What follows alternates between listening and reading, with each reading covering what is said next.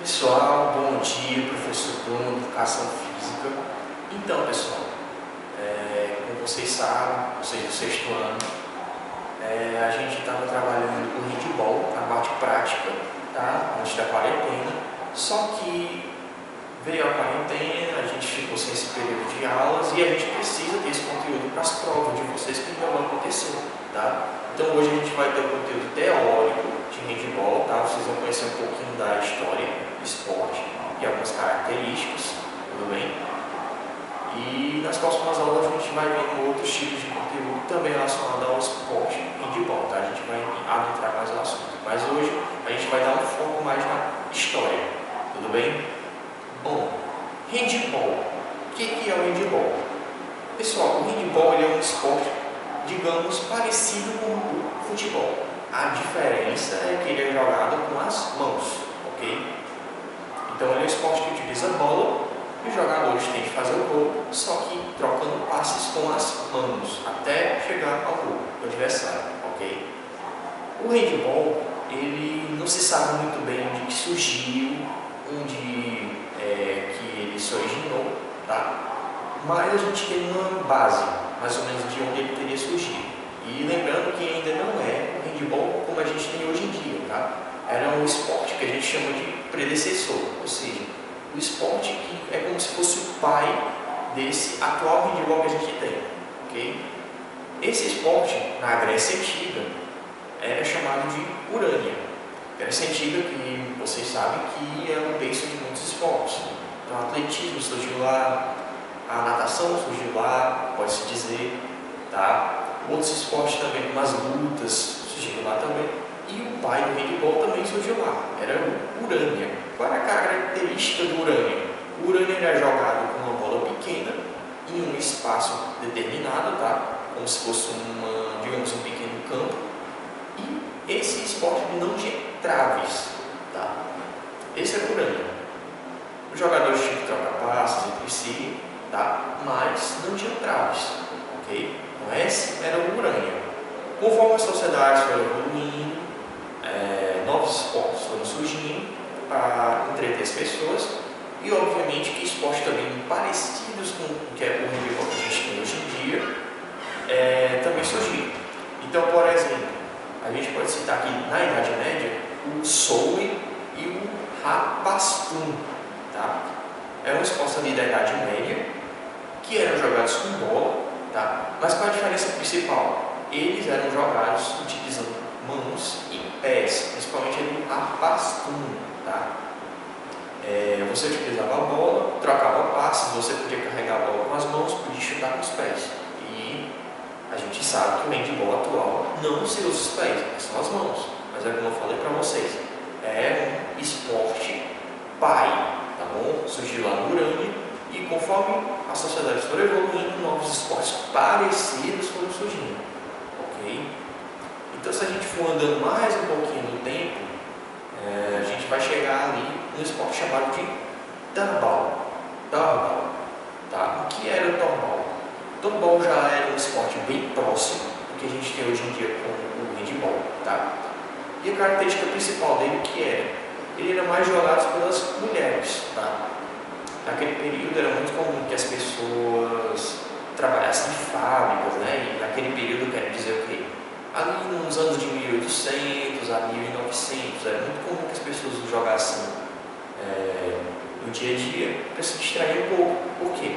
Porque o principal, digamos, meio de trabalho das pessoas eram as fábricas, né? Ainda era um período muito forte ali no processo de industrialização. Então as pessoas tinham que se distrair no seu dia a dia para jogar. E era muito comum as pessoas praticarem, fora das fábricas, obviamente, esportes coletivos, tá? Então o torbal era esse esporte coletivo, assim, só que ele era mais popular entre as mulheres. Quais as diferenças de fato que a gente pode falar dele para o handball? Algumas regras, tá? Algumas regras básicas, bem básicas. Mas o handball propriamente dito, como a gente tem hoje, foi surgir o quê? Lá em 1919, quando o professor de Educação Física, Karl-Heinz Lenz, determinou, ou seja, pegou o esporte, reformulou, deu algumas regras, enfim, ele foi trabalhando esse esporte e o chamou de handball. Ou seja, ele pegou alguns esportes de referência que já existiam, fez algumas leves modificações e transformou nesse esporte atual, que é o que a gente tem hoje, handball, ok? Então, o que acontece? Ele é considerado o pai do handball, tá? Para o mundo. Mas que outras pessoas também tenham feito parte dessa criação do handball, mas ele é considerado talvez ali o maior exponente do esporte, tá? A pessoa mais importante do esporte, ou seja, o pai desse esporte, tudo bem?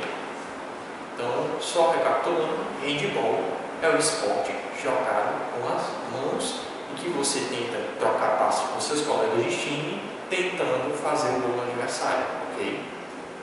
Então, antigamente, pessoal, e antigamente que eu digo, eu já estou falando do handball que a gente já conhece hoje, esse handball antigamente ele era jogado com 11 jogadores, tá? 11 jogadores. E outra característica que a gente pode citar do iníciozinho do handball é que ele era jogado no gramado, assim como o futebol, jogado no campo, tá? No gramado. Só que o que acontecia? Era muito comum, por exemplo, em períodos de inverno, que você tivesse ali chuvas, que você tivesse neve, e isso dificultava muito a prática desse esporte, tá? Imagina você ter que jogar ali debaixo da chuva, jogar debaixo da neve, então ficava muito complicado às vezes para esses atletas daquela época ficar praticando o esporte, tá? E sim, a gente já está falando ali dos anos 1920 para frente, tá? A gente não está falando mais de séculos atrás, tá? Então, o que acontece? Como ficou muito complicado para os atletas daquela época conseguir praticar esse esporte por causa dessas características climáticas, então a gente teve uma modificação dessas regras com o passar das décadas, tá? Então o handball foi passado do gramado para a quadra, tá? Ou seja, ele deixou de ser um esporte aberto, como é futebol, por exemplo, para ser jogado em quadras. E outra característica foi a redução dos jogadores. Antes, quando ele era jogado nos gramados, ele tinha 11 jogadores, tá? E quando passou para as quadras, reduziu a 7. Por quê? Porque ficava muita gente dentro de uma quadra, num espaço pequeno. Então, para adaptar o esporte como um todo, foi reduzido a quantidade de jogadores também, tá bom? Bom, características aqui básicas do esporte, para você saber. A quadra de handball, ela mede 40 metros, tá, comprimento e 20 de largura.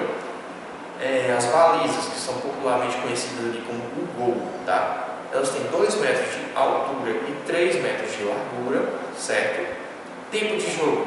O handball ele é praticado em 2 tempos de 30 minutos, sendo que entre esses 2 tempos ele tem um intervalo de 10 minutos, tá bom?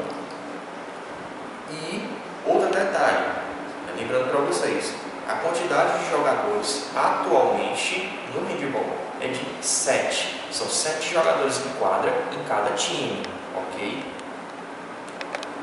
Bom, jogadores. Assim como no futebol, pessoal, o handball ele também tem suas posições. Cada jogador fazendo suas posições ali em quadra, tá? Então, existe o goleiro, existem os atacantes, digamos assim, entre aspas. Então, vamos conhecer com calma o que seria cada uma dessas funções dentro de quadra. A gente tem ali, por exemplo, o goleiro, né, que talvez seja o jogador mais, digamos, importante dentro de quadra, já que ele não vai só defender as bolas, tá? Assim como o goleiro do futebol, o goleiro do handball também tem a mesma função, ele vai defender qualquer tipo de ataque do adversário que vier, tá? Além disso, o goleiro também é responsável por puxar os contra-ataques, ou seja, eu sou o goleiro, eu defendi a bola, eu já vou tocar a bola para alguns dos meus colegas de equipe, para que a gente consiga ali, ao mais rápido possível, chegar ao ataque, tá bom?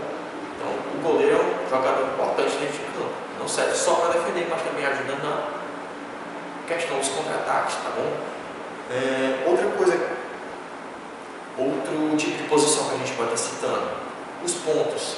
Os pontas, como o próprio nome já sugere, são jogadores que atuam nas extremidades da quadra, ou seja, como se eles fossem os atacantes que jogam ali pelos lados da quadra, tá? São jogadores de velocidade, são eles que geralmente puxam esses contra-ataques, do qual o goleiro vai lá e toca para eles, ok? Então, os pontas apresentam um papel muito importante nos movimentos de ataque da equipe. Entendido? Meias são jogadores que atuam no meio, como já diz, para as pontas da quadra. E eles organizam ali as jogadas do time, claro, mas também tem um papel defensivo, tá? Então esses jogadores eles ajudam tanto na questão ali da criação de jogadas, como também na defesa. Eles são ali o chamado jogador da sobra. Ele fica ali para ajudar no ataque e na defesa, ok? A gente também tem o armador central. O armador central é, digamos, o cérebro do time, tá? Ou seja, é ele que organiza a maioria das jogadas da equipe, tudo bem? É como se fosse literalmente mesmo o armador, se a gente fosse comparar com o futebol, é o cara que cria jogadas, é o cérebro do time. E, por último, ali a gente tem o pivô. O pivô é o jogador que atua infiltrado entre os zagueiros, né, bem entre aspas, ou seja, entre os jogadores de defesa ali do adversário, do time adversário. Tá?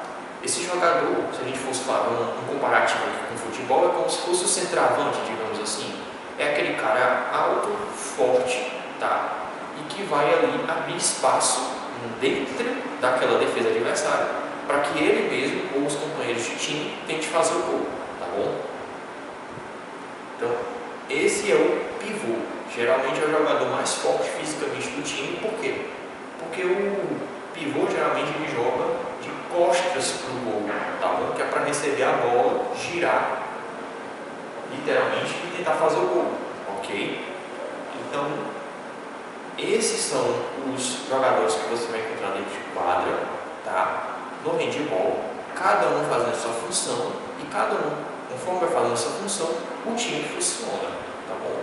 O grande objetivo do handball, obviamente, é marcar o gol e fazer com que a sua equipe se saia vitoriosa, tudo bem? Então é isso, pessoal. Qualquer dúvida, vocês usam os comentários do vídeo para tirar, tá bom? Pode comentar aí. E até a próxima aula, tá bom?